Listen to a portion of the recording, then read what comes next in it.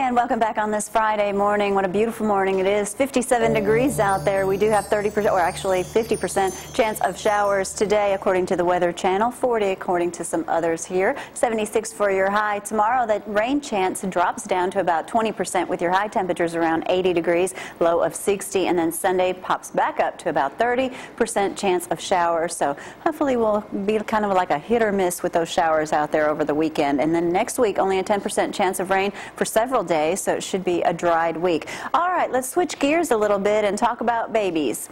Actually, Jamie just read that horrifying story there, but we're going to make this a little bit more positive here. Hannah's with me this morning. How are you? Good. Thank you so much for having me. You're welcome. I have to say, this is the first time we've been contacted by someone that says, let's talk about midwives.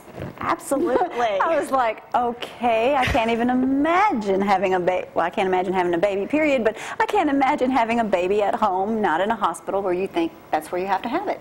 Well, actually, studies have shown that it's just as safe to give birth out of hospital if you have a trained midwife present, and also a hospital backup plan where the midwife has a relationship with an obstetrician and the local hospital, so that if there is a complication, she can transfer you there for more care. That would definitely be the #1 question. And then the #2 question is, how many drugs can I get if I'm having a baby at home?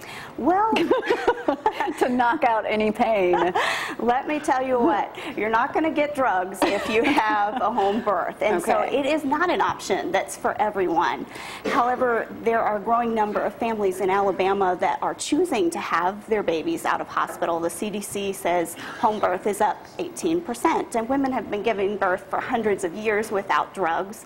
And you can still have them without drugs in the hospital, so that's an option as well. That's absolutely correct. So, but when you're there and you're in pain and screaming and ready to probably slap your husband for helping get in that situation, do you not change your mind? Do they not change their mind? Well, I'm a mom who did it, out of hospital without drugs. Now, are you just at home? Are you in a hot tub? Are you, I mean, how does that work? How does that work? Well, here in Alabama, if you want to have a midwife, you have 3 options if you're birthing out of hospital. You can either hire someone who will risk prosecution to attend your birth because the state doesn't license out of hospital midwives. You can drive in labor across state lines, like to Florida or to Tennessee, to states that license out of hospital midwives. That's what I did. Or be a little bit more, I mean, you can take, like, if you know, around your due date, and you can stay there and take a vacation before the baby. Maybe better and safer than driving in labor. You drove yourself, or someone drove you while you were in labor? My husband definitely drove the trip. But it was 100% worth it. The certified professional midwife I had just did an excellent job taking care of my baby. Healthy 8-pound baby boy. 8-pound baby at home. Yes. In water, did you say? I gave birth in water. That's what are the benefits of having a baby in water? Well, one of the things that it does, you mentioned pain, and actually I found for me the water was a tremendous natural pain relief. In fact, midwives jokingly call it an aquadural instead of an epidural. Now, was that your first child? That was my first that I've had, yeah. Wow. So you've only had one child? I've had one previous pregnancy that was a loss before this one. Yeah. Okay, so you chose, and so that didn't scare you any? No, I wanted to give birth where there was safety, where there was a trained midwife, where there was that backup plan. That's why I chose to go to Tennessee and see a licensed midwife, and that's what I want here. I believe that all babies, whether they're born at home or in a birth center or in the hospital, deserve a licensed care provider. I want midwives to be trained. I want them to be accountable to state statistics. I want them to have those good relationships with the hospital and the backup plan like my midwife did in Tennessee.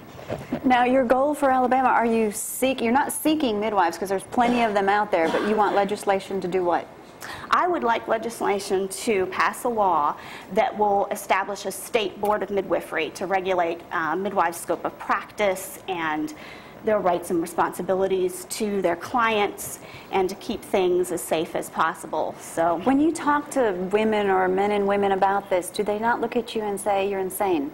Actually, a growing number of people are saying, no, you know, that's a good option. I've seen that on TV. You know, may not be what I choose, or may be what I choose, but definitely more and more people are absolutely agreeing that it should be a woman's option, a family's option to decide, and that is absolutely, you know, a valid choice, and they deserve a licensed care provider. So that's not a shocking question. You've heard that, and you're able to share stats with them. And absolutely. In fact, why. our website, alabamabirthcoalition.org, has links to studies that show the safety of planned birth. Again, the difference is with a trained midwife and the backup plan. You have to have a backup plan. Absolutely. Because obviously you don't know what could happen, or you know what could happen, but you don't know what it will happen. Well, my midwife has an excellent relationship with an OBE, and she wouldn't trade that for anything. You know, I saw him, ensured that I was low risk. You know, they work together to make sure that things are ideal. So before the pregnancy, you're actually going to a doctor and being checked out and everything like that, or do you just... No, it was during the pregnancy, you know, a collaborative type thing where it's not like they necessarily work together in the same practice, but they know each other and have a good relationship. And see medical records. All right, what is your purpose today? Is there an event coming up? There absolutely is. There is a statewide Walk for Midwives on October 20th, and Mobile, Alabama is having a 5K family fun run and a 5K. The Shoals and Huntsville, the Shoals Walk will be in Wilson Park, and Huntsville will be in Big Spring Park, and of course Birmingham is having a walk. So all over, it's going to be pro-midwife events. So the easiest thing is to go to that website that you see on the bottom of the screen, and if you have any questions, you can talk to someone through there? That's right, www.alabamabirthcoalition.org. And we're also on Facebook, so people can come and visit us there. We've got, you know, over 2,000 fans, so growing every day. So how can people reach you if they want to ask you more questions or find out more about this? Sure.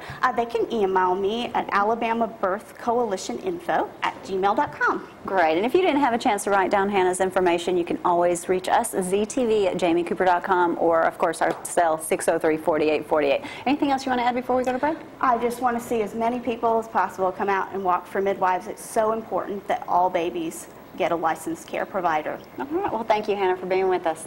Thank you. We're going to take a quick break. Stay with us. We'll be right back.